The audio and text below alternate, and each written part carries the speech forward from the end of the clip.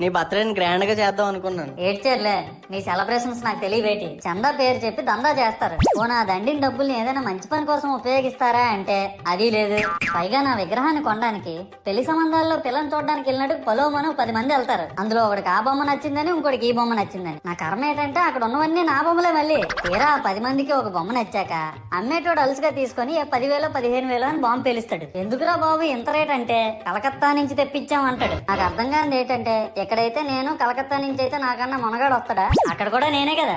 ఇలా నన్ను బజార్లో పెట్టి బేరం ఆడి నా మొహానికి ముసుగేసి వ్యాన్ ఎక్కిస్తారు. ఆ వ్యాన్ డ్రైవర్ గాడు నేనున్నానని కూడా చూడకుండా ఏదో ఆలోచించుకుంటూ డ్రైవ్ చేస్తా గతకల్లో గబ్బి గుబ్బి అని తించేసి నా కాల్లో చెయ్యి ఎరగొట్టేస్తాడు. ఈ విషయం చందాలు ఇచ్చిన చిన్నోళ్ళకి తెలిస్తే మళ్ళీ ఇరిగిపోయిన బొమ్మ పెట్టకూడదని ఏ బొమ్మ రాసి కవర్ చేసేస్తాడు. సరేలే, జరిగిందేదో జరిగింది, నా భక్తులే కదా, కూల్ బ్రో అని చిల్లయ్యే లోపు నన్ను పందిర్లో పెట్టి ముసుగు తీసి నాకన్నా పొడుగున్నే సౌండ్ బాక్సులు 2 నా చెవుల పక్కన పెట్టి డీజే గణేష్ బ్రో అని చెప్పి